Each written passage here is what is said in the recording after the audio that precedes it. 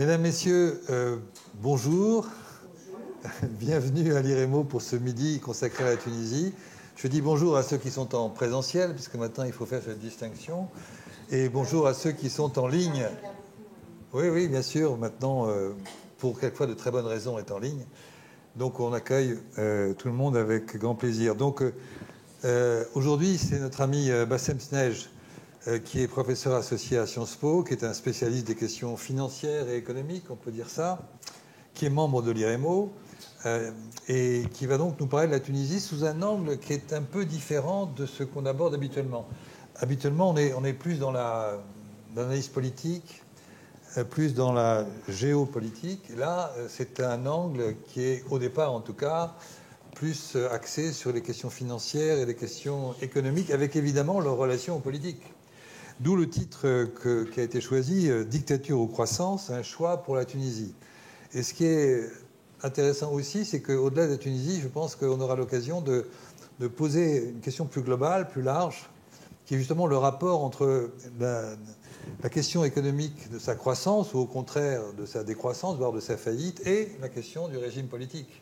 Dictature, démocratie, est-ce que la démocratie est forcément à chaque fois le moyen de conduire à un développement économique? Est-ce que la dictature est incapable? Ça pose des problèmes plus globaux. Et on pourra l'évoquer sûrement tout à l'heure, peut-être à propos de la Tunisie, mais plus largement à propos d'autres pays. Je pense en particulier à un pays que Bassem connaît bien et pour cause, c'est le Liban, quoi. Donc on aura l'occasion de faire ce genre de comparaison.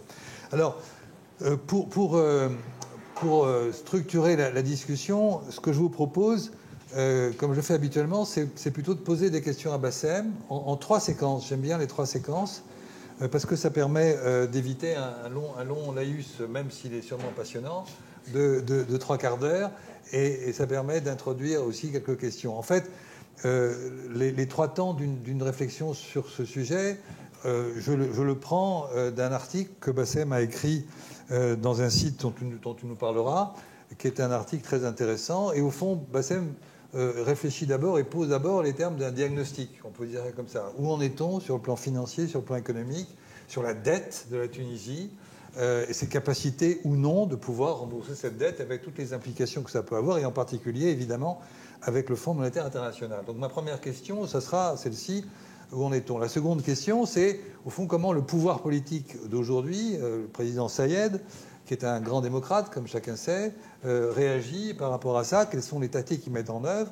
Et puis enfin, un troisième point, qui sera ce que j'ai évoqué avec lui pour qu'on se mette d'accord, c'est au fond, ça nous mène où tout ça? Et ça posera justement la question de savoir si une démocratie ou si une dictature peut sortir vraiment la Tunisie de l'ornière profonde dans laquelle il est. Donc, première question, c'est effectivement la question du diagnostic. C'est un pays qui a eu pendant des années, comment dirais-je, une sorte d'espérance. Moi, j'étais en 2013-2014 en Tunisie et je me souviens des débats politiques extrêmement positifs qu'il y avait. Il y avait une vraie espérance. Ils prenaient en charge leur destin. J'étais à l'Assemblée constituante, par exemple. C'était passionnant de voir ces députés qui, bien souvent, n'avaient jamais fait de politique, qui pensaient à un contrat social au sens fort du terme, quoi. Et au fil du temps, la machine politique s'est grippée, c'est le moins qu'on puisse dire, et les questions économiques se sont ensevelies les unes après les autres.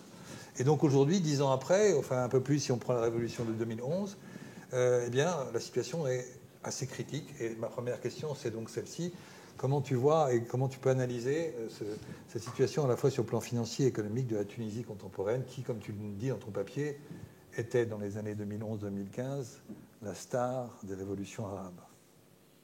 Tu prends 10 minutes environ, 15 minutes, comme tu veux. Hein, mais voilà le premier. On part d'un diagnostic. Bon, d'abord, bonjour tout le monde. Merci d'être là, tous en ligne et en présentiel. Bon, l'article auquel tu fais référence est apparu dans un site d'une organisation, d'un think tank allemand qui s'appelle Rosa Luxemburg Stiftung, qui est très proche des syndicats allemands et qui, étant donné la présence d'un syndicat important en Tunisie, qui est le GTT, a en fait un bureau basé en Tunisie où il développe de la recherche et des policy papers, comme on dit, axés sur la région d'Afrique du Nord, particulièrement la Tunisie, la Libye et l'Algérie. Et c'est avec eux qu'on travaille beaucoup sur ce genre d'initiative pour développer des analyses un peu différentes de ce qu'on appelle le mainstream, enfin les analyses courantes. Pour répondre brièvement à la question posée, aujourd'hui la Tunisie est en faillite. Elle est virtuellement en faillite pour deux raisons. La première, c'est qu'ils ont deux échéances de remboursement, exactement comme chacun de nous. Une en octobre 2023 et une en février 2024. L'une de à peu près 460 millions de dollars d'obligations internationales et l'autre de 850 millions de dollars. L'État n'a pas l'argent. C'est clair. L'argent n'existe pas. Donc ça ne dépend pas, ce n'est pas une question d'opinion. Si la Tunisie ne rembourse pas l'échéance d'octobre 2023, ce n'est pas la Tunisie qui décide. C'est la loi internationale des capitaux qui, de facto, met la Tunisie en faillite. Donc c'est un défaut de paiement. Donc on est quand même en juin. À ce niveau-là des enjeux, octobre, c'est demain. Parallèlement, la loi de finances 2023, qui est le budget de l'État, a été publiée récemment avec un déficit de l'État prévu de 4 milliards et 500 millions de dollars. 4 milliards et demi de dollars. Ça, c'est l'impasse. Alors, elle est financée. Il y a beaucoup de donateurs qui, dans le budget, on voit très bien qui va mettre combien. Et même si on tient compte du fait que tout le monde met ce qu'il faut, à temps, il y a quand même une impasse de 1,4 milliard de dollars qui n'est pas financée. Alors, le FMI, dans ce contexte, discute avec la Tunisie d'un financement de 1,9 milliard de dollars. Donc, je sais qu'il y a beaucoup de chiffres là qui traînent, mais je vous enjoins à mettre en relation l'impasse non financée de 1,4 milliard avec le programme du FMI de 1,9 milliard. C'est-à-dire que le programme du FMI que la Tunisie cherche avec grand fracas à signer ne fait que résoudre le problème de l'impasse de cette année.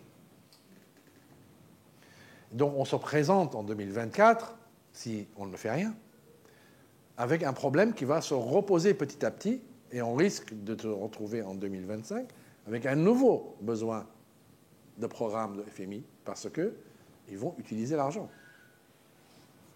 Donc voilà en fait aujourd'hui où la Tunisie se trouve. Elle est en quasi-faillite. On n'est pas encore là parce qu'il n'y a pas eu de déclenchement d'événements qui officiellement la rendent en faillite. Mais si on ne résout pas le problème d'ici octobre, il se peut qu'elle soit en faillite.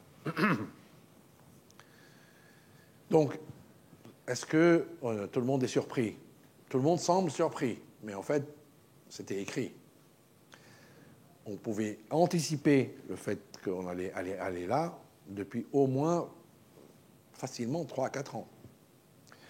En fait, dans notre article, nous prétendons dire qu'en fait, c'était écrit depuis 2011 et que des autorités internationales, tu étais en Tunisie en 2014-2015, il y avait de l'espoir. Mais en même temps que tu percevais l'espoir, les calculs économiques montraient qu'on était déjà sur le chemin de la faillite.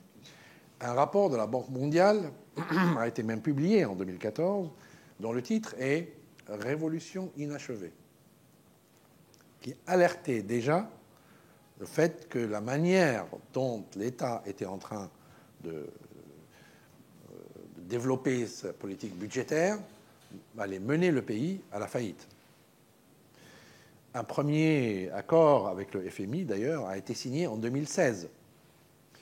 En 2016, il y a eu une négociation avec le FMI et il y a eu un accord de 2,9 milliards de dollars, justement pour éviter la faillite en 2016. Et ça a été douloureux. La dévaluation du dinar tunisien, le pouvoir d'achat des Tunisiens a chuté. on pouvait bien sûr expliquer ce programme par le déraillement de l'économie tunisienne à cause des attaques terroristes qu'il y a eu en Tunisie en 2014 et 2015, qui ont effectivement frappé le pays dans ce qu'il a de plus important, c'est-à-dire le tourisme, qui est une source de devises très importante, et donc de rentrées fiscales très importantes, qui étaient programmées mais qui n'ont pas eu lieu. Donc on pouvait expliquer à l'époque.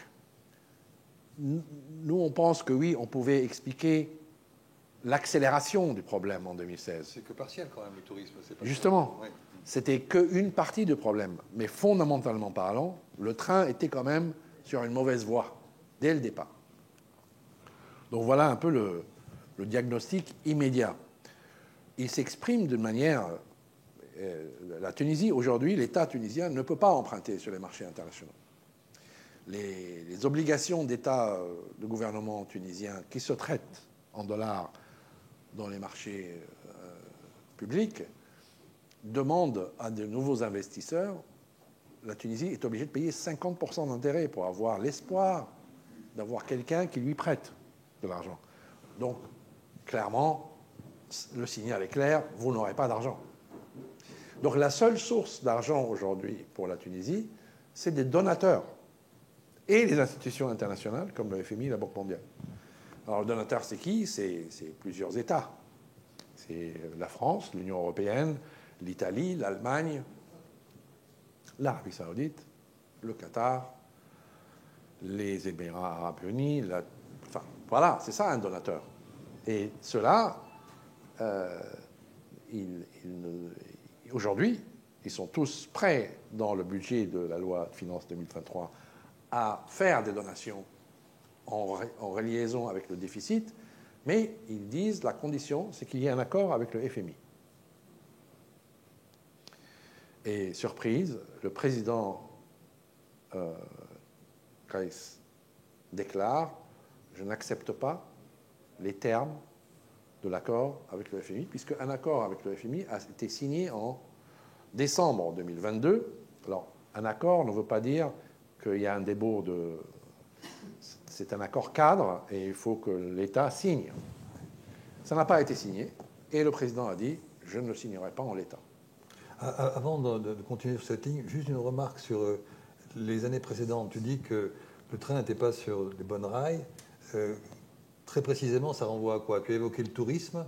Quels ont été comme ça les moments où finalement le train est sorti de ses rails, en dehors du tourisme, qui représente qu'une part importante, mais tout de même qui n'explique pas tout, loin s'en faut. Quels sont les atouts, par exemple, qui n'ont pas été développés en Tunisie depuis 2012-2013, avec en plus une question qui est quid, parce que tu en parles très peu dans ton papier, du passé immédiat, c'est-à-dire en fait du système politico-économique de Ben Ali. Alors, c'est deux questions dans une. Oui, alors, avant d'aller au système politico-économique de Ben Ali, je pense que le verre était dans le fruit dès 2012, puisque un des résultats de la révolution, c'est un nouveau Parlement. Et dans ce Parlement, il y avait de nouvelles forces politiques qui sont entrées. Absolument. Et ces nouvelles forces politiques ont voulu cristalliser leur victoire envers leurs supporters. Le résultat, c'est que le nombre de fonctionnaires dans l'État tunisien a explosé. Oui, c'est important. Et donc, aujourd'hui, le nombre de fonctionnaires de l'État tunisien par rapport au PIB du pays est le plus haut du monde.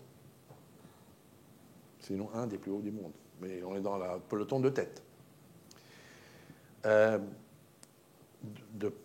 En plus, non seulement il y a eu une augmentation des fonctionnaires de l'État, mais les entreprises publiques tunisiennes ont été utilisées comme un lieu pour rémunérer les supporters politiques. Et aujourd'hui, les entreprises publiques, qui quand même sont très importantes en Tunisie, parce qu'elles représentent 10% du PNB du pays, elles représentent 40% de dette du PNB par rapport au PNB. Donc en fait, la Tunisie n'est pas à 90% ou 80% de dette par rapport au PIB, elle est à plus que 100%, si on prend en compte les entreprises publiques. Et les entreprises publiques constituent une hémorragie quotidienne absolument insupportable pour le pays. On donne souvent l'exemple type qui est Air Tunisie. Bon, dans les compagnies d'aviation compétitives dans le monde, vous avez en gros 3 employés ou 2,5 employés par siège d'avion. En Tunisie, on en a 400. Donc en fait, c'est plus une compagnie, on est dans des chiffres. C'est un fromage. Voilà, elle n'est pas viable. Alors, ça ne veut pas dire que la Tunisie ne peut pas se permettre une compagnie d'aviation, mais vous voyez, il y a quand même un problème fondamental. Je pense que ça, c'est un sujet très important, qui est comment est-ce que les nouvelles forces politiques ont ont cristallisé leur pouvoir. La deuxième chose et là, on va plus loin, on va vers Ben Ali et compagnie, la Tunisie a une croissance économique très faible pour un pays comme la Tunisie. Sur le long terme, la moyenne sur de très long terme, de 30-40 ans, c'est à peine 2,5 à 2,6% de croissance de PIB par an. Mais pour un pays comme la Tunisie, ce n'est pas suffisant. Il faut être au-dessus de 4 pour payer l'actuelle charge de l'État. On a besoin d'une croissance économique beaucoup plus élevée. Or, elle n'a pas lieu. Donc, pour répondre à cette question, il y a le court terme et il y a le très long terme. Et en fait, aujourd'hui, la Tunisie s'effondre sous le poids d'un État qui est trop lourd et qui est un État de consommation et non pas un État d'investissement. Mais tu vois, toujours restant dans ce segment de diagnostic, j'ai évoqué le système Ben Ali parce que quid de la période, il est quand même resté de 1987 à 2011 c'était présenté, par exemple du point de vue européen, comme un bon élève sur le plan économique, sans parler du reste. Et donc, tu peux te dire un mot justement de la situation au moment où la révolte ou révolution de 2011 éclate sur le plan économique. Quels sont les fondamentaux par rapport à ceux que tu viens d'évoquer, après quand même 23 ans, 24 ans, presque un quart de siècle de dictature? Alors, le diagnostic le plus stable pour comprendre l'agitation fréquente en Tunisie, il y a une réalité qui ne change pas depuis le début des années 80, c'est le chômage des jeunes. Et je pense que si on regarde en 85, en 90, en 2000, en 2011 et aujourd'hui, on retrouve à peu près le même chiffre. Entre 35 et 40% de chômage des jeunes. Et donc, aucun des régimes, entre guillemets, passé, présent et futur, ne semble réussir à résoudre cette équation-là. Comment est-ce que cette stabilité se maintient, quel que soit le patron, enfin, si je puis dire, le chef? Et c'est en fait ça qui nous permet de dire qu'en fait, ce n'est pas une question de personne. C'est une question de la structure de l'État tunisien a été construite dans les années 50. C'est le système Bourguiba, là. Oui, on va au système Bourguiba, qui est un système très français, très copié sur le schéma français. L'État est un acteur important de l'économie. Sauf que l'État tunisien reste un des États les plus importants de l'économie. Mais c'est un État de consommation. Ce n'est pas un État d'investissement. Et c'est ça qui fait défaut aujourd'hui, à mon avis. Et c'est cette structure de l'État qu'il faut regarder. Qu'est-ce qu'il fait l'État aujourd'hui en Tunisie? Je ne fais pas une obsession sur Ben Ali, mais juste encore un mot sur Ben Ali, parce que tout de même, le système politico-économique de Ben Ali, c'était largement lié à une confiscation de grands secteurs économiques par les proches.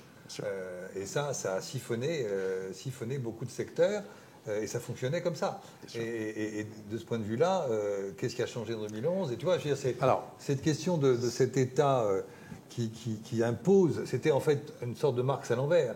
Pour pouvoir bénéficier d'avantages économiques ou d'investissements économiques, il fallait être proche du politique, et pas l'inverse. Je pense que ça, c'est stable aussi. Le chômage des jeunes est stable et la capture est stable. Parce que, bien sûr, dans une situation telle qu'on l'a décrite, avoir un groupe familial de Ben Ali qui capture d'une manière aussi, disons, ostentatoire, totale, mais dans un cercle tellement fermé, une grande partie des fruits de l'État, dans un contexte où l'État lui-même n'arrive pas à répondre suffisamment à la société, crée une cristallisation de l'ennemi, entre guillemets, de la cause sur ce régime. Et c'est Ben Ali qui a payé ce prix, parce que, en fait, son taux de capture et le cercle qui en bénéficiait étaient trop étroits. Mais le changement de pouvoir a créé un régime soi-disant parlementaire, avec l'élection d'un Premier ministre. Donc il y a eu une dilution de la focalisation sur une famille. Et ça, les Tunisiens, ils ont, à mon avis, ils ont été impressionnés par ça. Ils ont pensé que c'était une victoire. Est-ce qu'il y avait encore de la corruption ou pas? Parce que le système Ben Ali, ça nourrissait la corruption, ça entretenait la corruption à tous les niveaux. Alors moi, je n'aime pas trop le terme corruption, même si dans le terme de Ben Ali, on s'applique très très bien à ça, mais la capture demeure.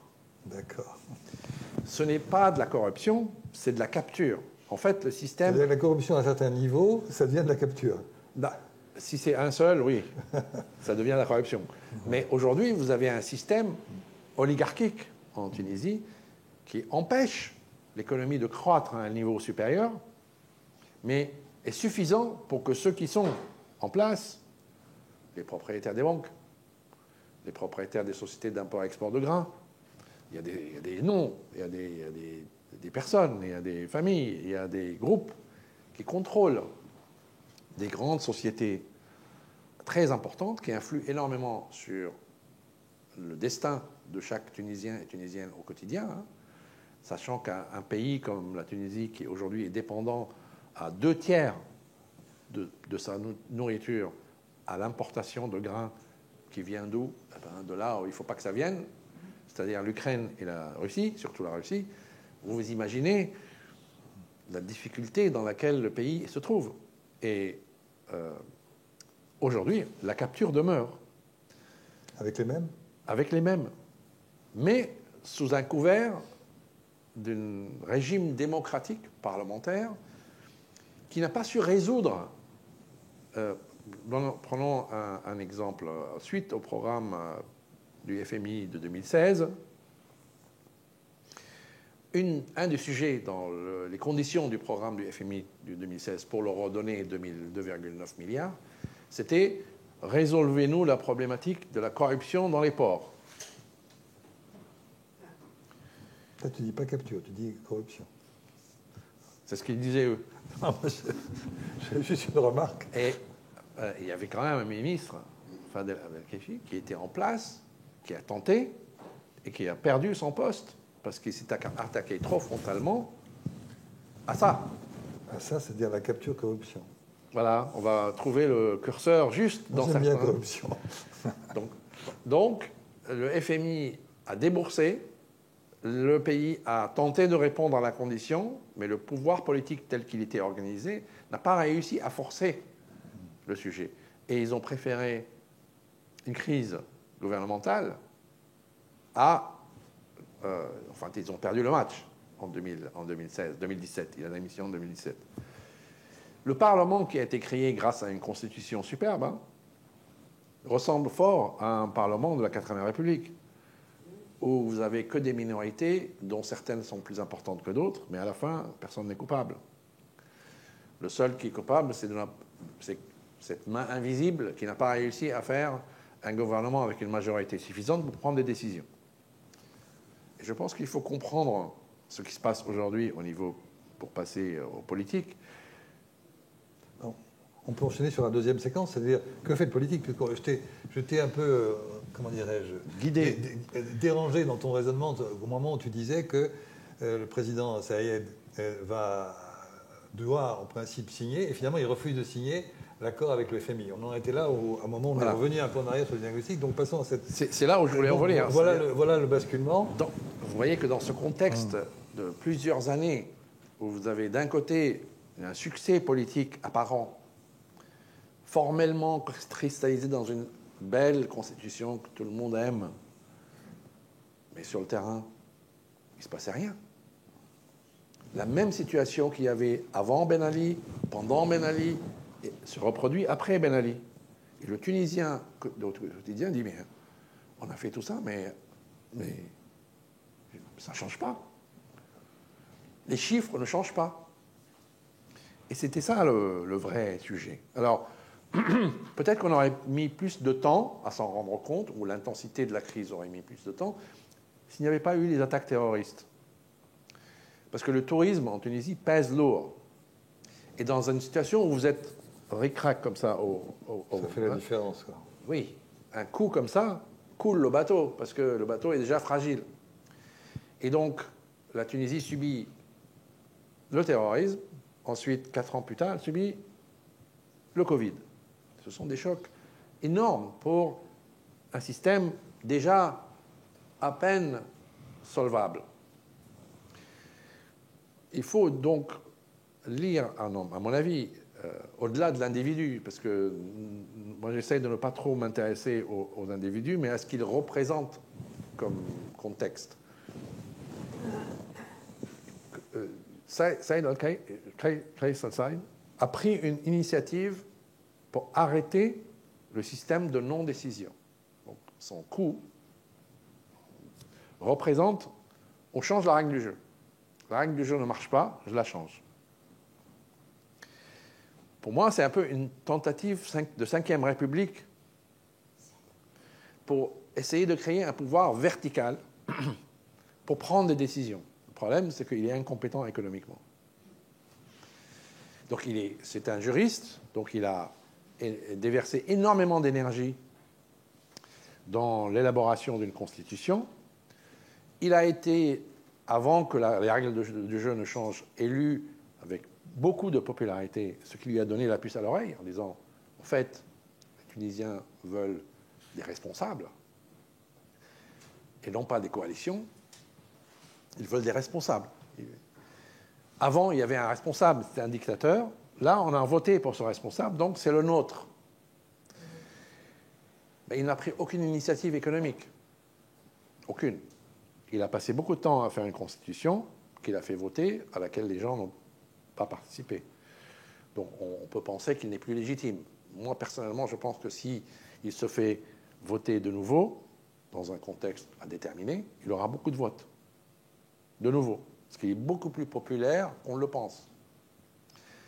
Parce qu'il y a une demande fondamentale auprès des Tunisiens. C'est une direction et un changement.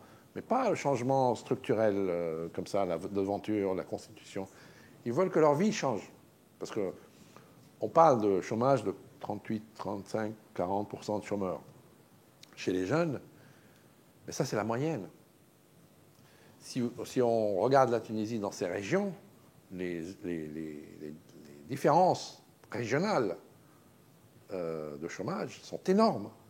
Et vous pourriez avoir 20 à Carthage ou à Marsa et 65 ailleurs. Donc on a un vrai problème social, plus que économique. Le système économique de la Tunisie, tous les moteurs économiques de la Tunisie génèrent de la dette. Et pas assez de croissance. Le schéma est... On peut résumer toute cette histoire. Le moteur de la Tunisie génère beaucoup trop de dettes et pas assez de croissance. Donc, au bout du temps, votre carte de crédit, elle plafonne. La Tunisie, aujourd'hui, la carte de crédit de la Tunisie, elle est au plafond. Alors, la seule chance qu'il aurait, ce serait donc de signer cet accord avec le FMI. Il refuse Et tu as une phrase dans ton papier là, qui consiste à dire en gros, de la part de ce président, je ne crains pas tout ça parce qu'on va m'aider, je suis trop fort, trop gros, trop stratégiquement placé, si j'en rajoute un peu, pour pouvoir tomber ou échouer. Autrement dit, il pense que, compte tenu de ce qu'est la Tunisie contemporaine, sa position géopolitique et géostratégique, il va trouver les moyens de s'en sortir par des aides diverses, notamment l'Union européenne. Je te relance là-dessus. Oui, alors, justement, parce qu'on peut se demander, étant donné l'impasse dans laquelle il est et la l'incontournabilité de la faillite, comment il parie, comment il ne signe pas. Et c'est ça, en fait. Il joue une carte de poker, en disant on sous-estime la valeur de la Tunisie et on ne l'aide pas assez. Moi, j'ai besoin qu'on m'aide pour passer d'un régime où il y a trop de dettes à pas assez et pas assez de croissance et en faire un plus. J'ai besoin de temps, j'ai besoin d'argent. Vous ne m'aidez pas, je vais vous montrer que la Tunisie est plus importante que vous le pensez. Bien sûr, on pense tout de suite à l'immigration. Et donc, c'est vrai que depuis la détérioration accélérée de la situation économique en Tunisie, elle se traduit par des statistiques, hélas, difficiles à contourner. Le nombre de bateaux qui partent de la Tunisie a augmenté exponentiellement. Le nombre de personnes qui sont prêtes à partir, quel que soit le moyen, a augmenté exponentiellement. Et le président tunisien a déjà un exemple de succès de ce genre de stratégie avec la Turquie, qui a joué avec ça. Chantage à l'immigration. Et il a vu comment l'Europe, mal organisée, peut céder. Parce que Mme Merkel a négocié seule avec M. Erdogan. Et il se dit, il y a une brèche, puisque les Italiens sont les premiers réceptacles de ce problème. Je ne dis pas qu'ils l'utilisent exprès. Mais il faut mettre dans le contexte ces sorties et ces saillies sur l'immigration africaine en Tunisie. Il veut rejeter la responsabilité vers ceux qui vont en subir les conséquences. En même temps, il réveille des choses plus profondes. Bien sûr. En termes de racisme. La Tunisie et le rapport à l'Afrique subsaharienne, c'est une longue histoire et bien souvent douloureuse et dont beaucoup de gens ont été victimes. Bien sûr. Tu vois, il y a un arrière-fond malheureusement il y a les deux. Très fort. Quoi. Il y a les deux aspects. Il l'utilise sur un terrain, sur un terreau qui est très ancien et, bien sûr. Et qui fondamentalement, il faut dire les choses comme elles sont, je crois en tout cas, raciste. Quoi.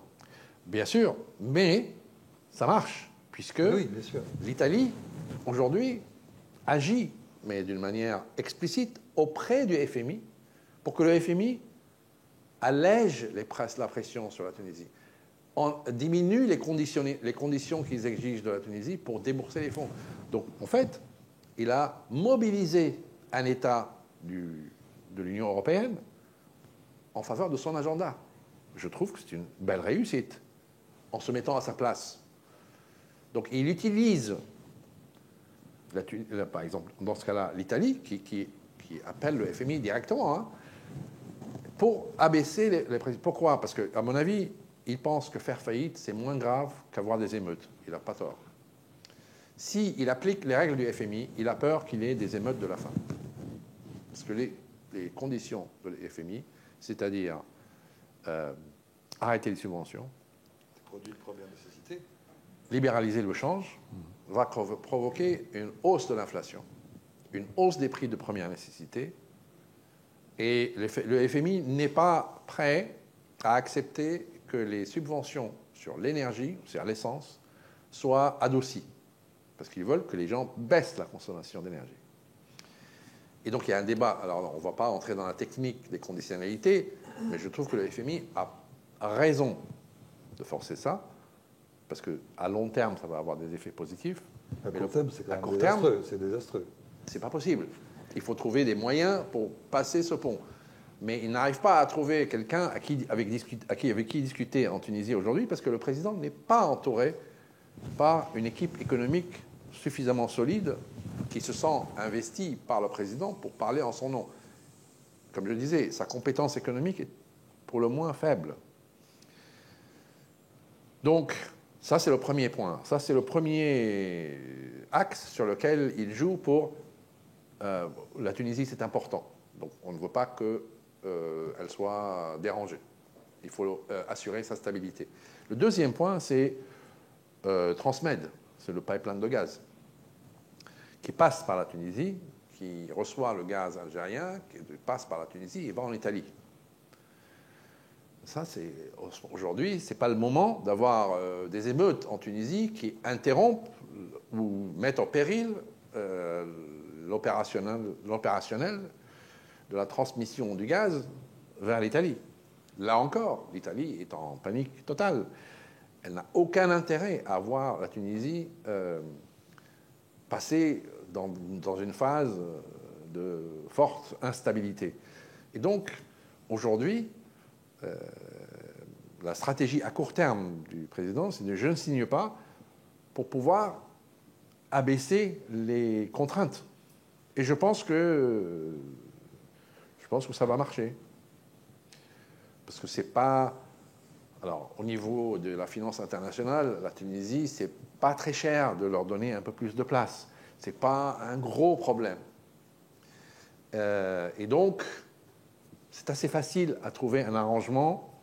Et c'est pour ça que je pense que cette stratégie de « je suis trop important, vous ne pouvez pas me laisser seul » semble fonctionner, d'autant plus que l'Union européenne est un peu en retard. L'Italie est en avance parce qu'elle reçoit les problèmes. Mais je trouve que l'Union européenne n'est pas au niveau, parce qu'il y a d'autres avec qui le président parle, que l'Arabie saoudite, les Émirats arabes unis, le Qatar, qui, eux, se mettent derrière le FMI, mais qui sont prêts à aider la Tunisie avec moins de conditions et pour un prix géopolitique inconnu. On ne sait pas. Donc là, je m'arrête parce que ce n'est pas mon domaine d'expertise d'essayer de faire ces petits calculs-là. Mais ces calculs-là ne sont pas possibles s'il n'y a pas une impasse financière donnée. Et aujourd'hui, quand on regarde le bilan économique des échanges internationaux de la Tunisie, tout ce que je vous dis, on le voit dans les chiffres. C'est-à-dire que les partenaires économiques de la Tunisie sont en train de changer. Il y a une allure très très forte. Dans les 3 dernières années, par exemple, la France n'est plus le premier partenaire de la Tunisie, c'est l'Italie. Les échanges entre la Tunisie et l'Europe augmentent tous les ans d'à peu près 20% en ce moment, mais les échanges avec l'Arabie saoudite et avec les Émirats arabes unis ont doublé, ils ont augmenté de 100%. Alors ils partent de plus bas, mais ils augmentent très très rapidement. Et donc, la Tunisie est en train de pivoter vers l'Est, un peu, dans ses relations économiques, parce qu'il joue justement sur les donateurs. Qui c'est qui va m'aider? Mais si je complète ton raisonnement, une économie qui continue à fonctionner grâce à des dons qui ne sont évidemment jamais sans arrière-pensée politique de grande ampleur, ça ne peut pas aller très loin sur du moyen terme et a fortiori sur de long terme. Il est évident que c'est un sparadrap qu'on met, qui est très utile pour passer une période, pour jouer essentiellement sur des questions politiques, c'est évident, parce qu'il va consolider son pouvoir, et ces formules un peu racistes ou carrément racistes, ça peut avoir un écho très fond de la société tunisienne, mais ça ne va pas régler les questions. Et là, on bascule doucement sur le troisième séquence, c'est-à-dire, bon, il est clair que c'est pas ça. Admettons que ce que tu viens de décrire, car c'est très probable, fonctionne, c'est-à-dire que finalement, la Tunisie ne soit pas en faillite, ne soit pas en défaut de paiement grâce à ses dons, etc. Mais bon, dans 6 mois, dans 1 an, dans 2 ans, les questions qui étaient à la base, les fondamentaux ne sont toujours pas réglés. Donc c'est là où on pose la question de est-ce que c'est la démocratie qui va régler ça, ou est-ce qu'au contraire, parce que tout ce que tu viens de dire, c'est plutôt un régime autoritaire qui permet de centraliser la décision et finalement de tenir. Et donc c'est le troisième temps. Que faire à l'avenir, et sur le plan des réformes de structure liées à un régime politique. Juste d'un mot pour te dire, moi je ne crois pas du tout à l'équation développement économique et démocratie, ou bien inversement, impossibilité de développement avec une dictature. Je crois que les choses sont infiniment plus croisées et plus compliquées. Bien sûr, je pense que tu as tout à fait raison. Je pense que nos propositions ne partent pas d'un schéma politique. Parce que je pense que ça ne va pas marcher. Faire des énoncés sur il faut plus de démocratie. C'est pour ça qu'aujourd'hui, l'effarouchement des divers intervenants sur le comportement du président sont souvent justes, mais à mon avis, n'ont pas de prise sur la réalité. Parce que ce n'est pas là le sujet. Le sujet, ce n'est pas si le président est autoritaire ou il ne l'est pas. C'est est-ce qu'avec ça, il peut résoudre la question. Et je pense que si on enlève ce monsieur aujourd'hui et qu'on met quelqu'un beaucoup plus sympathique à sa place, il va tenir 6 mois, parce que dans 6 mois, il aura une impasse économique. Oui, mais on ne parle pas simplement d'une personne, on parle du régime. Je pense que dans le cas où on est aujourd'hui... C'est un régime autoritaire aujourd'hui, et de plus en plus. Et la question est de savoir, est-ce que c'est un régime autoritaire de cette nature et dans la capacité d'aller vers des réformes de structure, ou bien au contraire va continuer comme ça et peut tenir, ou bien est-ce qu'à l'inverse, c'est un régime qui reviendrait à une forme de démocratie, pas forcément parlementaire ou même un régime d'assemblée, qui permettrait ce rebond, tu parles de rebirth, de renaissance économique. Je pense que c'est, en fait, la question revient à quel type d'État tunisien on veut sur le moyen terme. L'enjeu pour l'État tunisien est de se transformer d'un État qui consomme, donc qui ne paye que des salaires, à un État qui investit et qui accompagne des secteurs de développement industriel, services, touristes, qui soit un endroit où on enclenche un incitateur, où il met des sommes d'argent pour initier un processus que un individu ou des individus, chacun seul, ne peut pas accéder, mais qui puisse créer des écosystèmes de croissance économique plus importante. Et pour ça, c'est des investissements dans l'infrastructure, communication. Aujourd'hui, les télécommunications en Tunisie sont une des plus chères. Les lignes Internet sont une des plus chères quand elles marchent bien. Il y a un problème d'investissement d'infrastructure qui est criant. Le deuxième, c'est de réformer toutes les entreprises publiques. Ça, il n'y a que l'État qui peut le faire. Réformer les entreprises publiques, les moderniser, infrastructure pour encourager tous les citoyens à participer à la vie économique et donc inclure tout le monde dans le jeu économique. Peut-être qu'on peut être un autoritaire, mais on est en train de déclencher des processus participatifs, appelons-les, qui eux-mêmes, s'ils commencent à générer la croissance suffisante et donc à avoir des résultats, parce que les gens veulent des résultats, vont créer par eux-mêmes des centres de pouvoir nouveaux qui vont discuter, bien ou mal, avec ce régime quel qu'il soit, et créer un nouveau lien. Je ne peux pas, moi, décrire un processus politique. Si on doit décrire celui-là, il est autoritaire.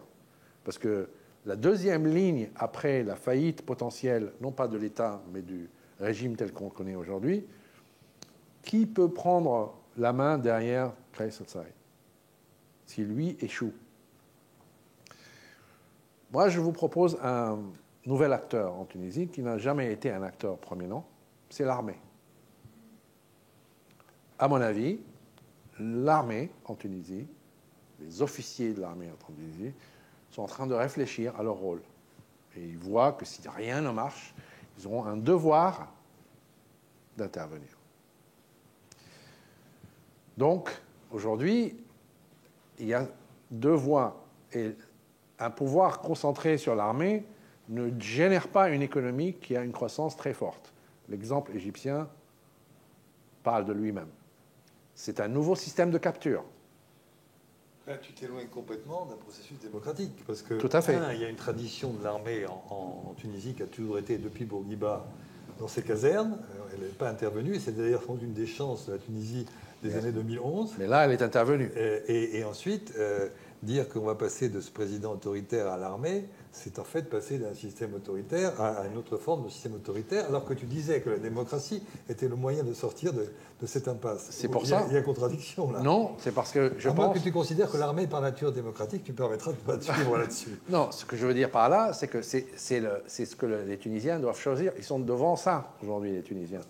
Entre deux régimes autoritaires, l'un ou l'autre. Entre deux choix, où ils militent, et l'élite, entre guillemets, voit son intérêt à long terme et revendique avec la crise financière qu'ils parcourent aujourd'hui des réformes structurelles qui leur permettent de sortir de ce chemin vers l'autoritarisme en développant une économie un peu différente. Mais pour ça, il faut avoir du courage. C'est-à-dire qu'il faut effectivement dévaluer le dinar tunisien, mais aussi le libérer complètement. Il faut supprimer les subventions, mais d'une manière extrêmement chirurgicale, beaucoup plus précise qu'avant. Il faut supprimer les subventions sur l'énergie telle qu'elle est aujourd'hui pour que les gros consommateurs d'énergie en Tunisie baissent la consommation. Et ce n'est pas les chômeurs qui consomment l'énergie. C'est ceux qui sont au pouvoir qui consomment l'énergie. Ceux qui ont la capacité de la consommer qui la consomment. Et donc le déficit des subventions est créé par ceux qui ont le plus de moyens. La subvention énergétique est un des impôts les plus régressifs que l'on connaisse, comme la TVA. Et c'est très peu compris, ça, comme sujet. Et je pense qu'il y a énormément de place, il y a beaucoup d'options financières, aujourd'hui, telles que la Tunisie est, pour créer des courbes de finances beaucoup plus positives qu'on avait jusqu'à maintenant. Ça, c'est un. Le 2, je reviens vers l'Union européenne, c'est là où l'Union européenne est en retard d'un train ou deux. Elle a un rôle primordial d'aide, de soutien à tout plan, inclus quelqu'un qu'on n'aime pas comme monsieur ce président, pour essayer de promouvoir ce genre de chemin économique qui a l'air un peu, pas politique, mais économique, parce qu'il va générer lui-même un processus plus favorable à la démocratie qu'aujourd'hui. Le chemin dans lequel la Tunisie est n'est pas un bon chemin.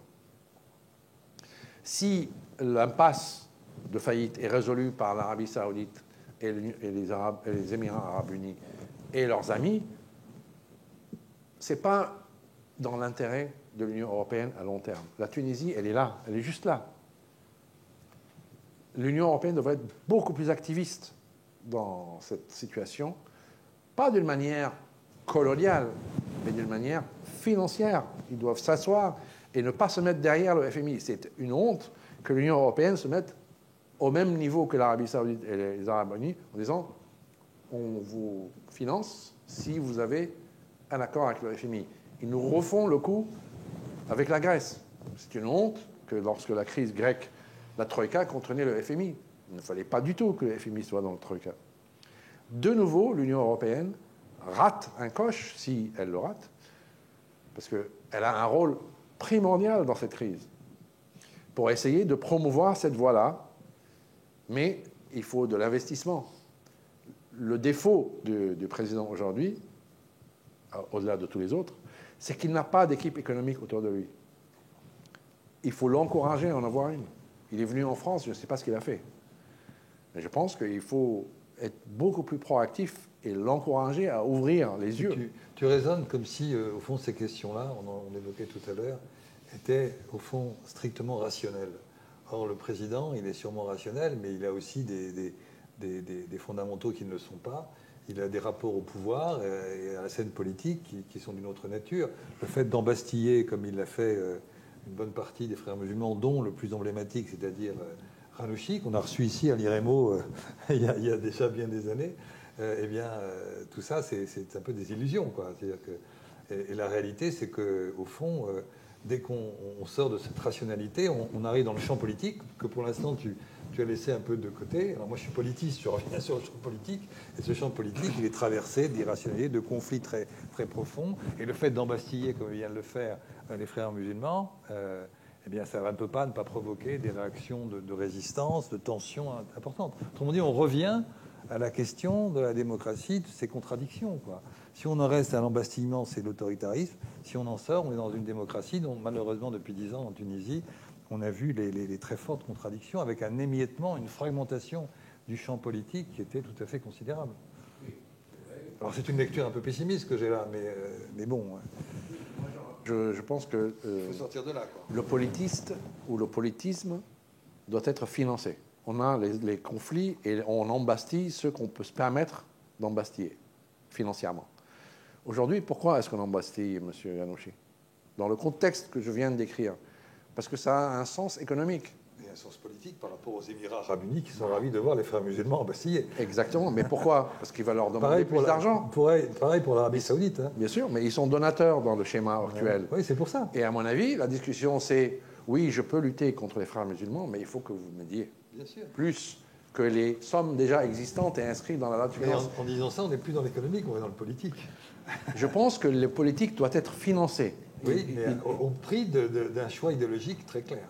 Tout à fait, mais je pense qu'aujourd'hui, ce président, qui a lui-même probablement un positionnement pas clair sur tous ces sujets. Il a commencé d'une certaine manière, il se comporte d'une autre. À mon avis, il évolue avec le vent qui souffle. Plus la contrainte financière se resserre sur lui, plus il a tendance à aller chercher là où il peut trouver, plus facilement. Et c'est vrai qu'il peut plus facilement trouver, parce qu'il a quelque chose à donner, avec les Saoudiens et les Émiratis aujourd'hui, qu'avec le FMI, une structure très compliquée, exigeante, peu négociable. Par ailleurs, ce qui est intéressant de noter, c'est que le responsable de la région du Moyen-Orient, d'Afrique du Nord, du FMI, est un certain monsieur Azour, qui par ailleurs est devenu un candidat à la présidence de la République libanaise. Bon, c'est curieux comme coïncidence. Donc un expert des faillites, peut-être, je ne sais pas.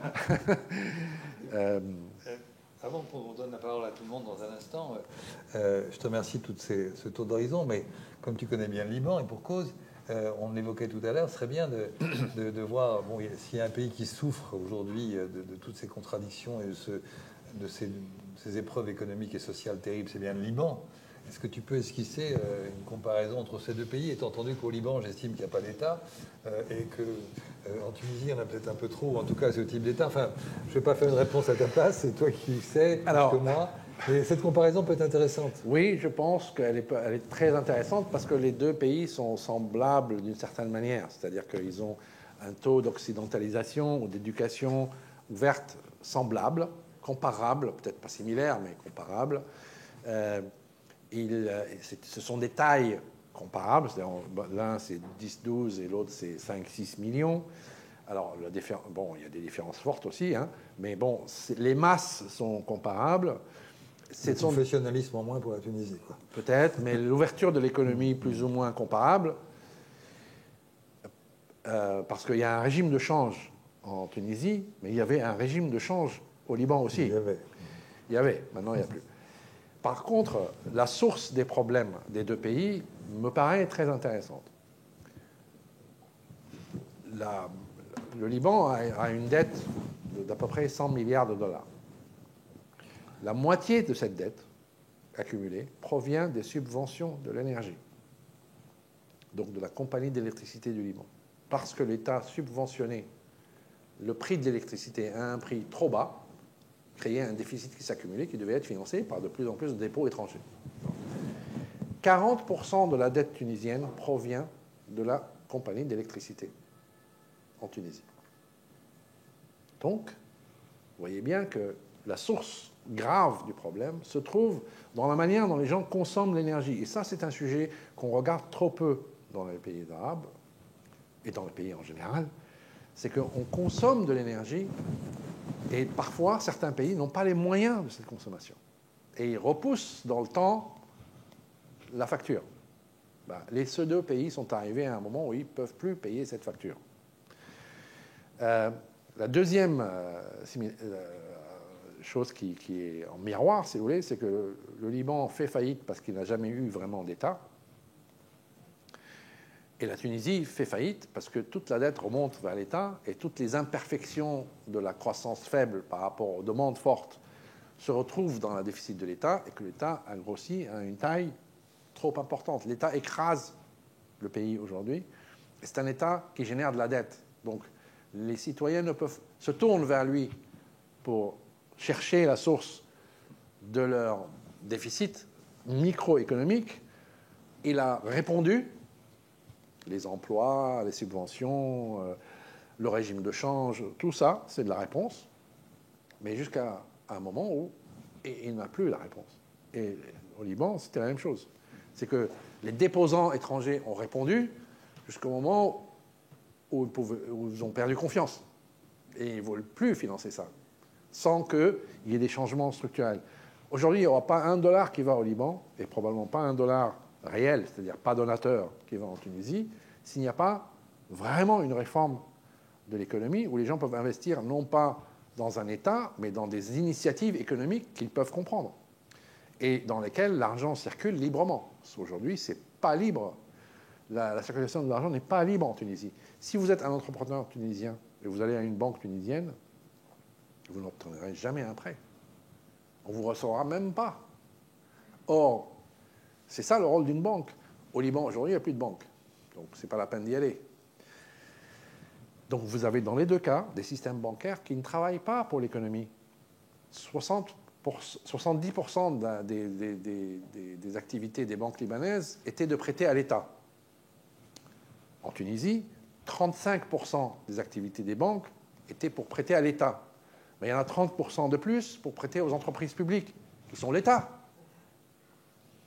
Donc en fait, les banques tunisiennes ne travaillent pas pour les Tunisiens, ils travaillent pour la structure de capture en haut qui génère des dettes. Et donc cet argent, il disparaît. Donc les banques tunisiennes, aujourd'hui, elles sont bien capitalisées, elles gagnent de l'argent, les actionnaires sont contents, mais en fait, elles sont insolvables. Parce que si la Tunisie fait défaut, 60% de leur bilan est en défaut et c'est terminé. Il y a un autre point, après on ouvre le débat, mais juste un point, alors qui est malheureusement classique au Liban, mais qui s'est accentué, qui n'est pas du tout le même en Tunisie, c'est l'exil, les gens qui partent, et en particulier les jeunes, et en particulier les jeunes qualifiés, quoi. Et dans tout ce que tu viens de dire en termes de scénario pour essayer de relancer tout ça, les forces vivent. Alors jusqu'à quel point, il faut voir ça de près, mais j'ai le sentiment que depuis 2-3 ans, aussi bien au Liban qu'en Tunisie, il y a malheureusement beaucoup de gens qui partent et qui sont justement ceux qui auraient pu agir sur le fond des problèmes de ces deux pays, non? Alors, oui, mais il y a quand même des spécificités et je pense, hélas, que le cas de la Tunisie est plus grave dans ce cas-là oui. que celui du Liban.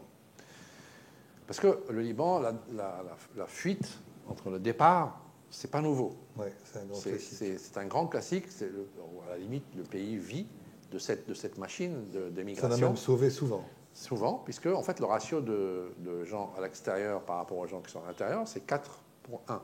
4 à l'extérieur, 1 pour l'intérieur.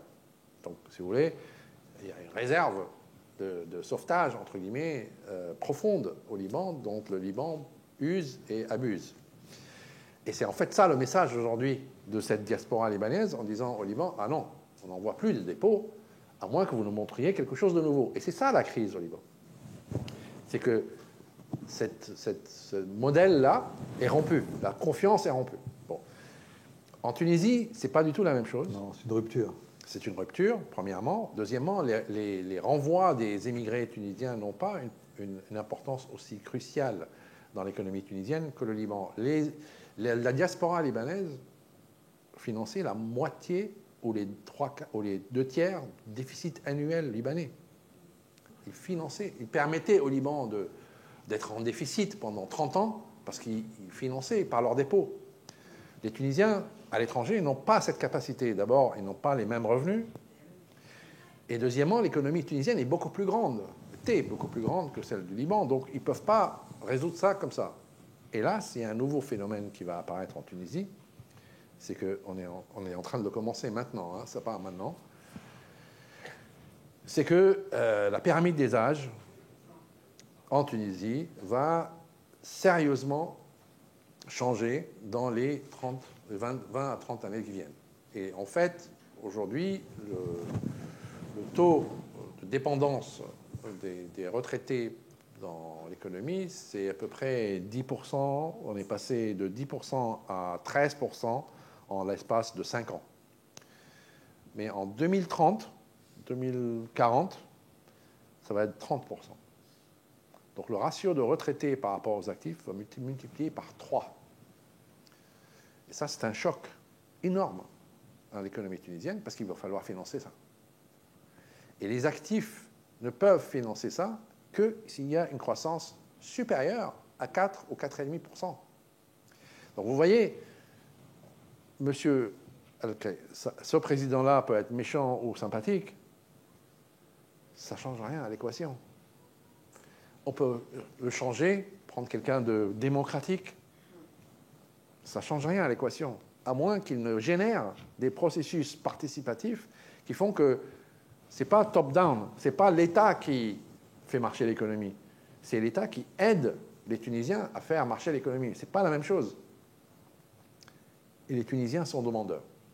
Je pense que je ne connais pas aussi bien la Tunisie que toi, mais à mon avis, ils sont demandeurs et ils ont une base de départ industrielle, agricole, technique, beaucoup plus élevée qu'au Liban. Parce qu'au Liban, vous avez des médecins, des ingénieurs, mais la main-d'œuvre qualifiée, elle ne vient pas du Liban, elle vient de Syrie. Bien sûr, bien sûr. Et c'est là où les Libanais ne sont pas très futés, parce qu'ils pensent que les immigrés syriens, c'est un problème, mais en fait, c'est leur survie, les immigrés syriens. Sinon, il n'y a pas de travailleurs. Oui, bien sûr. Et donc, vous avez une rupture entre guillemets, de classe, de qualification au Liban. Vous avez de très hautes qualifications, mais vous n'avez pas de qualification moyenne. En Tunisie, vous avez les deux. C'est beaucoup plus solide. Sous réserve de voir quelle est la nature de ces exodes qu'on constate depuis 2 ans. Qui part, quelle est l'importance. Moi, je connais beaucoup d'amis médecins qui sont partis, qui ne partaient pas avant. C'était même hors de question. C'était pas dans leur culture, alors qu'au Liban, il y a quelque chose de culturel. Enfin, on est libanais pleinement, qu'on soit dehors ou dedans. En Tunisie, c'était pas ça du tout. Donc là, on a... Oui.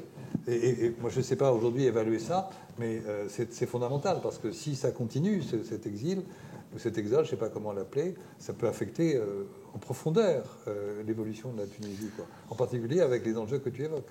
C'est pour ça que le laboratoire libanais est très intéressant, pas seulement pour les Libanais, mais pour beaucoup d'autres pays.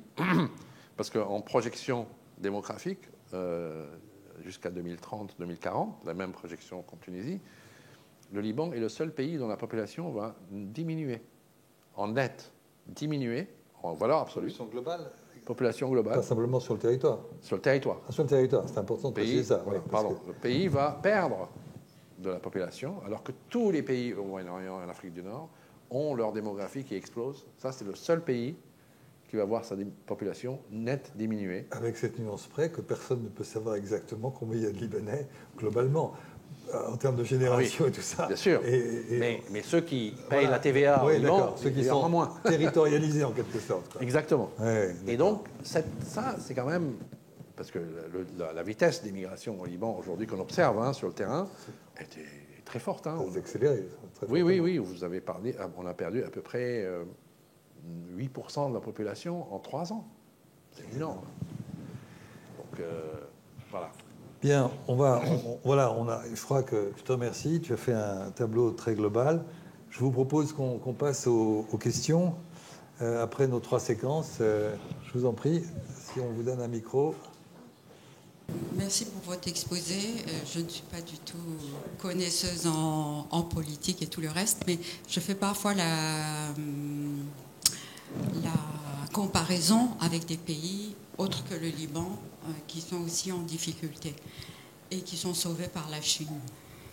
Je voudrais savoir, étant donné l'importance des pays que vous avez cités, c'est-à-dire les Émirats et d'autres pays dans cette région, qui sont quelque part assez alliés à l'Arabie Saoudite, qui a discuté avec la Chine, et puis les Chinois aiment beaucoup les ports, et ils sont en Afrique. Est-ce qu'il y a aussi des scénarios qui expliquent que la Chine sera parmi les donateurs ou un pays qui va organiser les problèmes que vous avez cités? Bon, par rapport à la Chine, je ne pense pas. Je ne pense pas que la Chine, la Tunisie, ça l'intéresse beaucoup. D'abord, c'est trop petit. Et il n'y a pas de gaz. Et les ports, ce n'est pas cela qui les intéresse. Ce qui les intéresse, c'est à la sortie de la Méditerranée et à l'intérieur de la Méditerranée. C'est-à-dire, ils ont déjà un port en Grèce. Ils ont déjà un port au Portugal. Donc, c'est très bien. Et il s'installe au sud du canal de Suez, avec plus qu'un port. Il s'installe avec l'armée. C'est militaire. C'est militaire. C'est la première base militaire de la Chine en dehors des frontières chinoises depuis des siècles à Djibouti. Et ça a été construite en 2 ans. Personne ne s'est aperçu de quoi que ce soit.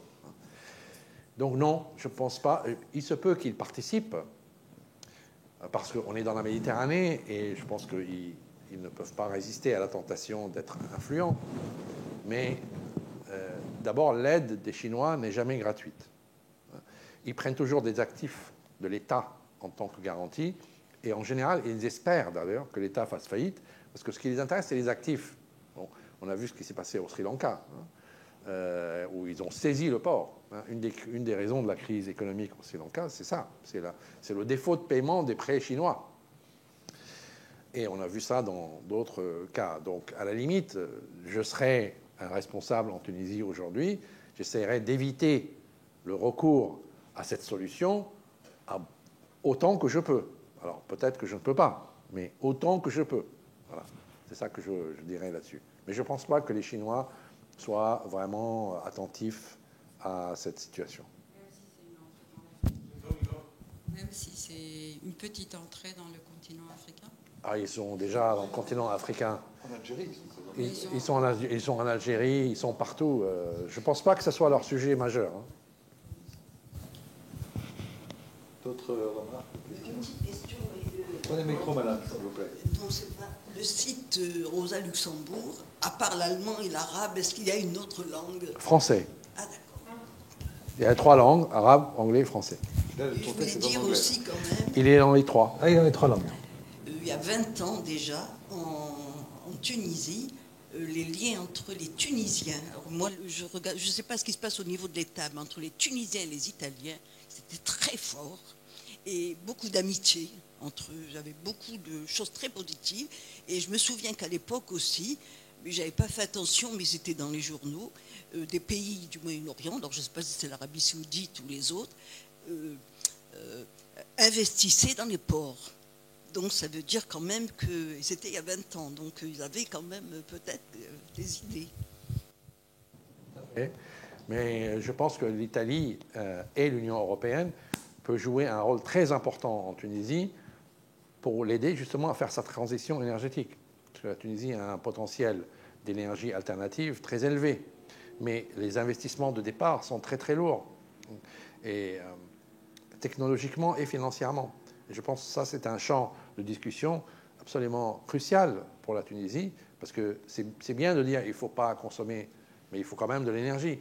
Donc, l'énergie solaire est un cadeau sous-évalué.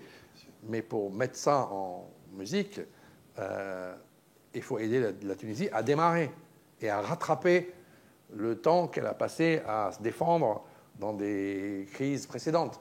Elle a perdu du temps, elle a perdu une décennie. Ça, c'est un retard qui coûte de l'argent. Donc, une des initiatives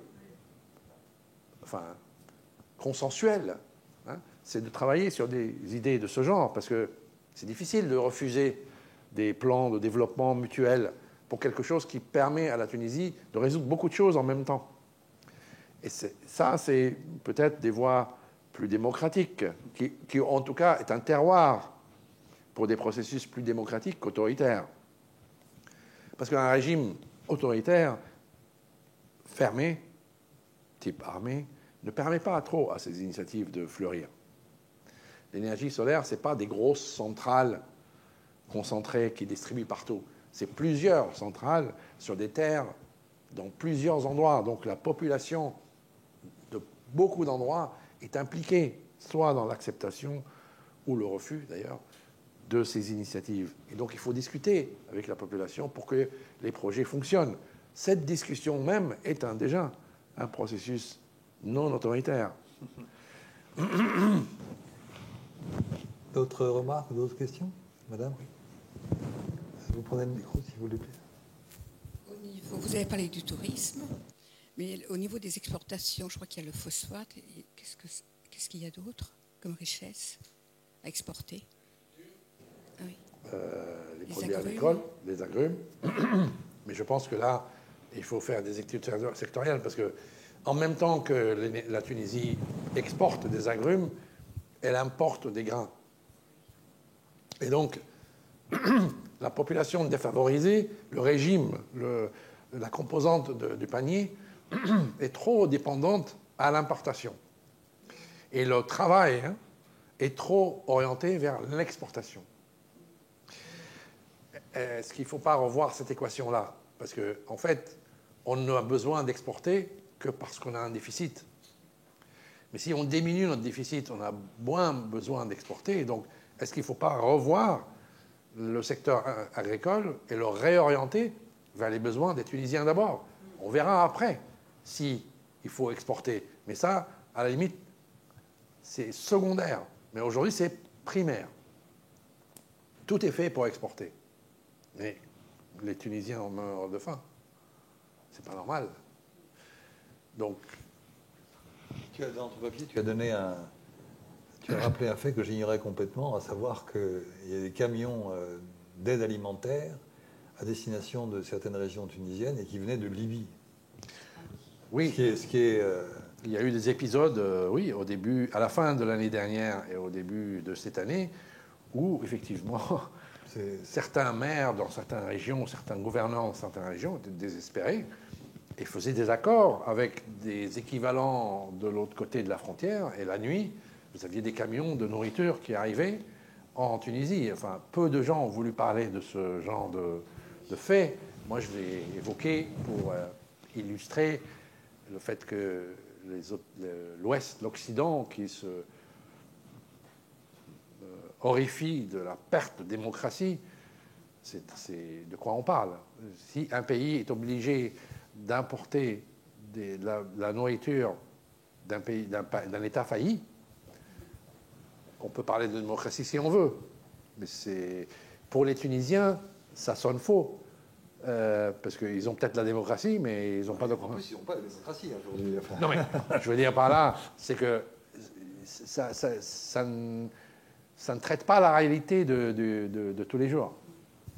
Et vous parlez justement de la Libye. La Libye, il y a des trafics d'essence, je crois, aussi. Oui, énormes. alors, bien sûr, quand vous êtes en faillite ou en rupture de devise, parce qu'en Tunisie, aujourd'hui, il n'y a pas de devise pour importer des produits étrangers, tous les trafics sont permis. Et ceux qui en bénéficient comptent sur ceux qui peuvent se le permettre encore. Mais la crise, là, elle pénètre dans la société tunisienne petit à petit comme une maladie, parce que les gens défavorisés s'endettent pour payer quelque chose qu'ils ne pourront jamais rembourser. Et on peut imaginer les processus de paupérisation qu'une crise de ce type engendre. C'est terrible. Mais ce n'est pas spécifique à la Tunisie. C'est comme ça partout. Est-ce qu'il y a des questions en ligne, peut-être? Il y en a? Oui.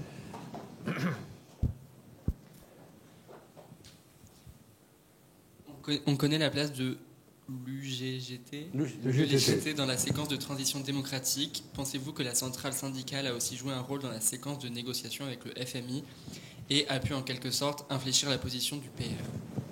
Du président. Du président, du PR, du président. Alors, l'UGTT, moi j'ai une attitude mitigée par rapport à l'UGTT. Oui, elle a eu pour répondre à la question très rapidement, parce que c'est quand même... Oui, elle a un rôle important dans cette négociation, parce que le FMI n'est pas idiot. Il sait qu'il faut qu'une des grandes forces de pouvoir dans le pays, qu'est l'UGTT, adhère au programme. Et je pense que le fait que le président dise « je ne signe pas » fait partie du rôle de l'UGTT qui lui dit « non, c'est trop ça, on ne peut pas faire. Je ne peux pas garantir la paix sociale avec ça. Il faut que tu trouves autre chose. Il faut trouver un autre arrangement. Peut-être les mêmes contraintes, mais sur plus longue période, pour que le choc soit... Enfin, bref, voilà. Mais l'UGTT joue aussi un rôle qui contribue à la crise. Parce que l'UGTT est une centrale qui protège des privilèges. Et ces privilèges, de moins en moins d'adhérents de l'UGTT peuvent l'obtenir. Comment est-ce que l'on peut expliquer qu'il y a 40% de chômage de jeunes et qu'il n'y a pas tellement d'adhérents dans l'UGTT qui ne soient pas des employés de l'État? 2/3, sinon 70% des adhérents de l'UGTT sont des employés de l'État et des entreprises publiques. Donc ils bénéficient de la structure de capture. Et l'UGTT, pendant 10 ans, a fait une seule demande: protéger le pouvoir d'achat des adhérents de l'UGTT à la retraite. Je ne vais pas vous amener au débat ici, mais ça revient au même. Si l'État a de moins en moins d'argent et que le JTT demande l'augmentation du pouvoir d'achat de retraite, elle capture de plus en plus la part du gâteau, qui lui-même n'est pas financé. Donc elle creuse la dette. Et donc, le périmètre des adhérents de l'EJTT diminue, et on peut aujourd'hui, à mon sens, dans la crise que nous avons aujourd'hui, compter les JTT non pas comme une force d'opposition, mais comme faisant partie du problème. Parce que le JTT ne représente pas les travailleurs tunisiens. Quand vous allez dans le sud et dans l'est voir les travailleurs de phosphate, ils ne sont pas dans le JTT, eux. Ils sont dans la rue. Mais il n'y a personne qui les représente. Ce syndicat ne s'intéresse pas à eux, parce qu'ils ne peuvent pas payer de contribution. Donc l'UGTT est devenue une entreprise publique, pour faire vite. Et elle fait partie du bloc qu'il faut purger, si je puis dire, enfin, sans vouloir être autoritaire. Mais économiquement, elle fait partie de l'abcès qui est en train de créer le problème. Et pourtant, il a joué un rôle majeur, au point d'avoir le prix Nobel dans les mouvements de révolution, parce que c'était, au fond, une organisation puissante qui structurait la société civile et qui était en capacité de peser sur l'évolution des événements, quoi. Oui, et aujourd'hui, sans doute, elle est capable, puisqu'elle influe sur la position du président dans sa négociation. Quelle est la part de l'influence de l'UJTT dans cette affaire? C'est difficile à dire. C'est difficile à dire, mais il est sans doute vrai qu'en tout cas, elle a envoyé des messages en lui disant voilà ce qui pourrait se passer si on fait ça. Et ça encourage ou ça alimente, si vous voulez, la réflexion d'un homme qui déjà lui-même est mal entouré économiquement. Il ne peut fonctionner que par ce genre d'informations. Cela dit, c'est fondamental d'avoir l'accord de l'UJTT dans une affaire pareille, parce que ça touche le monde du travail. C'est vrai, mais le monde du travail est beaucoup plus grand que l'UJTT. Plus informel. Et bien sûr, et je pense que des organisations civiles et les institutions internationales commencent à être attentives au fait que le périmètre que représente l'UJTT, finalement, c'est pas avec lui qu'on va pouvoir savoir si on va maintenir la paix sociale ou pas. On pourrait très bien avoir le JTT qui dise « OK, banco » et avoir une révolte. C'est complexe. C'est complexe. Vas-y. Comment se positionnent l'Algérie et le Maroc vis-à-vis de l'instabilité économique et politique en Tunisie? Dans le cadre de la rivalité entre Rabat et Alger, n'y a-t-il pas une occasion pour ces deux pays d'opérer un rapprochement avec le voisin tunisien via un soutien financier sinon politique? Un spécialiste des rapports entre l'Algérie, le Maroc et la Tunisie, mais c'est facile de voir qu'ils ne sont pas très efficaces. L'Algérie, aujourd'hui, est omniprésente en Tunisie. Hein. Elle contribue au moins au niveau information, sécuritaire, peut-être l'énergie, mais je pense que déjà, au niveau des services de police et services sécuritaires, il y a une coordination très, très importante. Je pense que tu peux le confirmer. Ils sont régulièrement en Tunisie, ils vérifient la situation parce qu'ils n'ont aucune intention qu'un truc commence à fleurir, alors qu'eux-mêmes ont du mal à éteindre la résistance de la société algérienne à un consensus qui ressemble fort à celui de la Tunisie, mais bon, qui est beaucoup mieux construit en Algérie qu'il ne l'est en Tunisie, et qui montre lui-même ses limites. Hein, l'Algérie est un autre exemple que l'Égypte de la limite de ce genre de situation. La différence, c'est que l'Algérie exporte et donc a des réserves financières qui permettent de distribuer et d'acheter la paix sociale, mais ça ne saurait durer trop longtemps.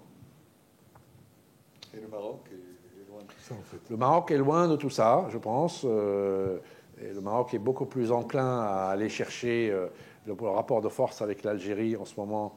Mais je trouve que tout cet ensemble est en train comment dirais-je, de rater un coche historique, parce qu'on est en pleine transition énergétique absolument historique, et eux, ils se disputent pour des miettes.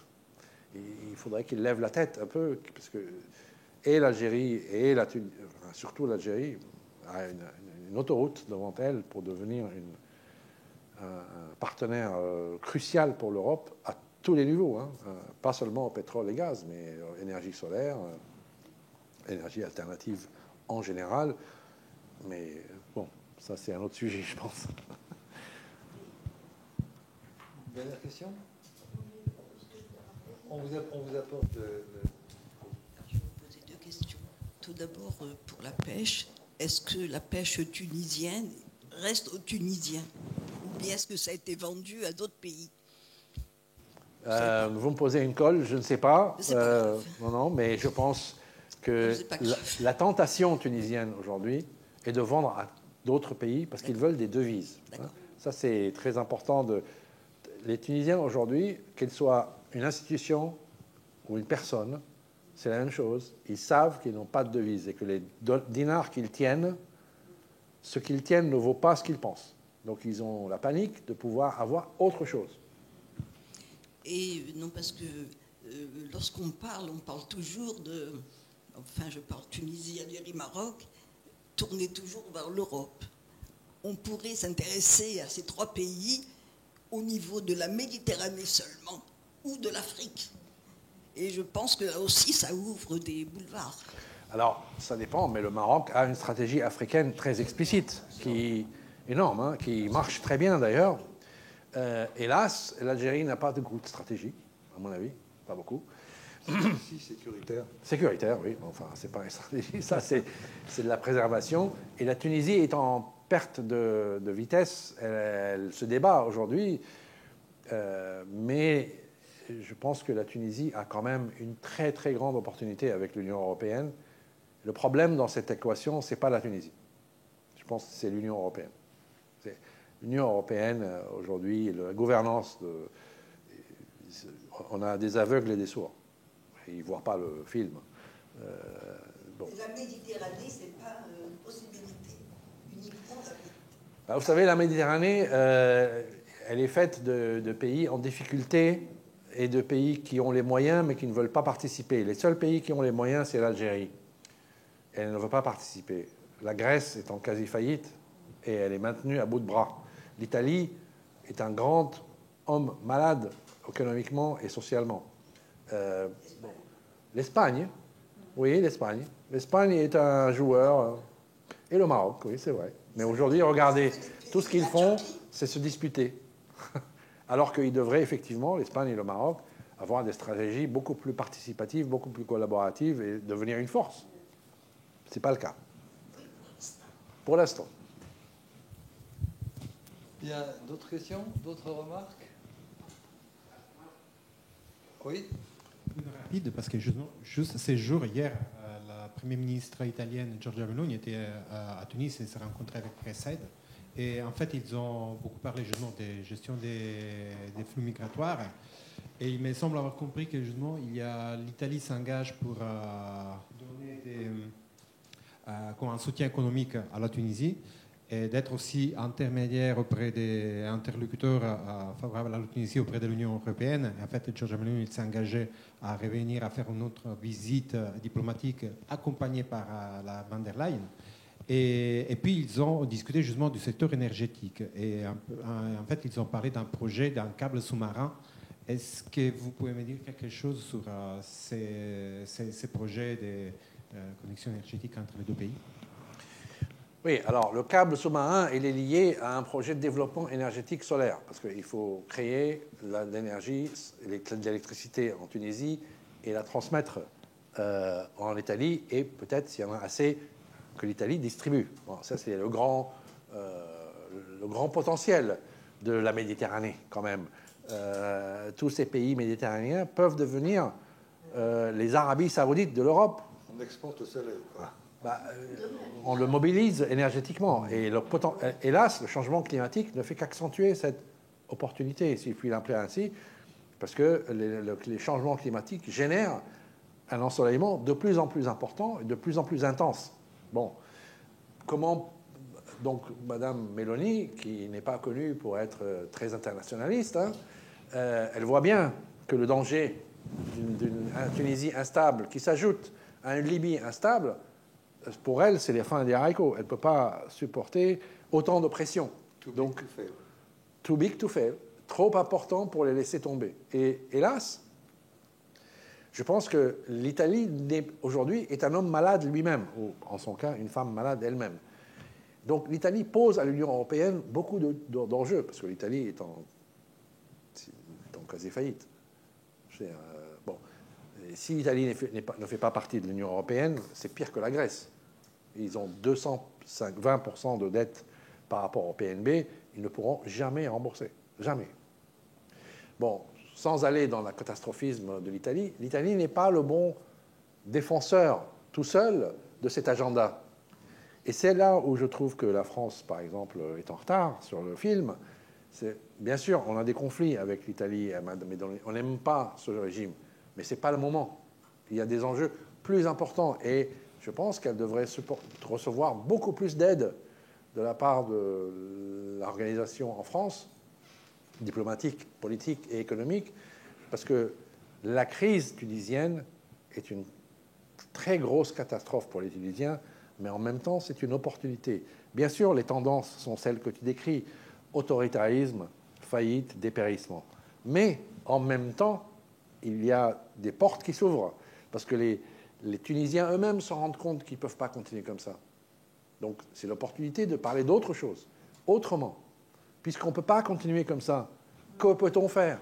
Et ce qui n'était pas acceptable en 2015, quand il y avait de l'espoir, que juste un Parlement, une révolution et une constitution pouvaient nourrir tout le monde, maintenant, on peut parler d'autre chose pour arrêter l'autoritarisme. Et cette autre chose peut nous mener peut-être par un chemin détourné vers quelque chose de plus démocratique. Peut-être pas totalement démocratique, mais moins désolant qu'une structure forte et autoritaire que peut être un président comme celui-là, ou une structure de l'armée qui prend la relève, qui elle-même est parfois, par certains, comme les États-Unis, encouragée à le faire.